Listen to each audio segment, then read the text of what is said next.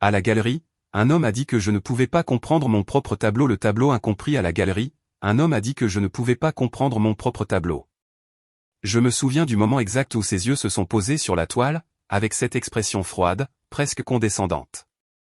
C'était une exposition de jeunes artistes dans un petit espace du Marais, un soir de pluie.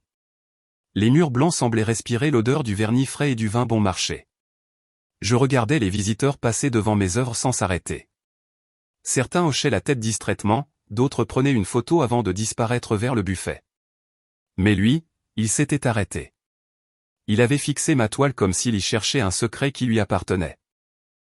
Et quand il a prononcé cette phrase que je ne pouvais pas comprendre mon propre tableau, quelque chose s'est fissuré en moi. J'ai voulu me convaincre qu'il avait tort, que j'étais la seule à connaître la vérité cachée derrière ces coups de pinceau sombres, derrière les reflets d'ombre et de lumière.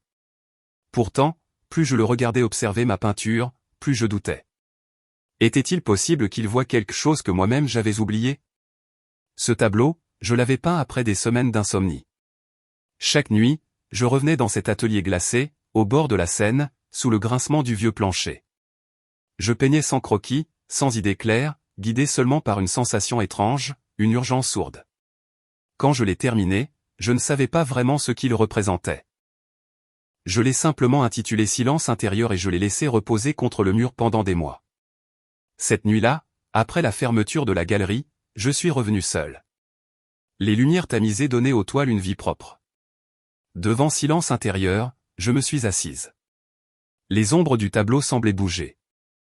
Je distinguais des formes que je n'avais jamais remarquées, une silhouette à demi effacée, un regard perdu dans la brume. J'ai senti un frisson me traverser.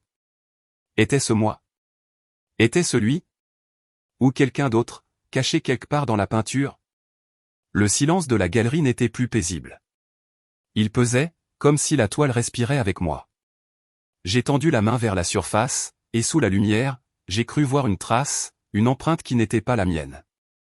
Un détail minuscule, mais réel. Depuis ce soir-là, je n'ai plus jamais exposé ce tableau. Il reste dans mon atelier, couvert d'un drap blanc. Parfois, je sens encore son regard à travers la toile, comme si elle continuait à me peindre, moi, à sa manière. Et maintenant, je ne sais plus si cet homme avait tort. Ou raison.